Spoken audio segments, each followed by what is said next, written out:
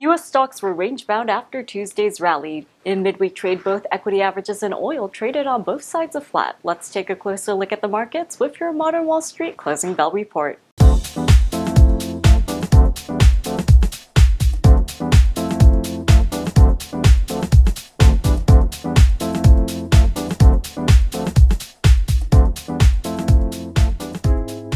Energy and financials were among the top S&P 500 gainers, while materials lagged. IBM added the most gains to the Dow, while Home Depot and United Health Group dragged on the index.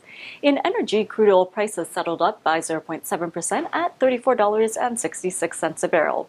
Earlier in the session, prices briefly rose to hit $35.17, its highest seen since January 6th.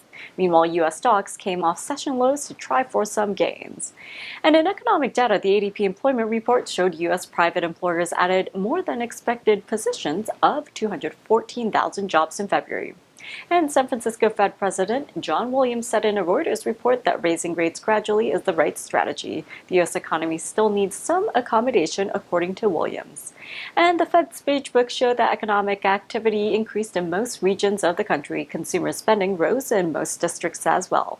Now let's take a look at the closing numbers.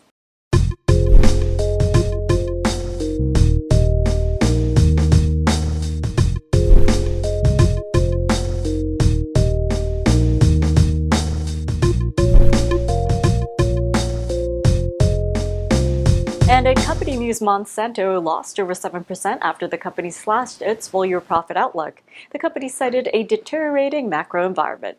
And Chesapeake Energy shares rallied 26%. A grand jury indicted the former chief executive of the company. He was charged with conspiring to rig bids for oil and natural gas leases.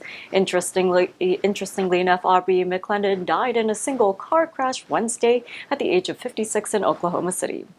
And moving on to other company news, Abercrombie & Fitch jumped 8% after the retailer reported its first same-store sales gain in over 3 years. Profits soared 33% in the most recent quarter.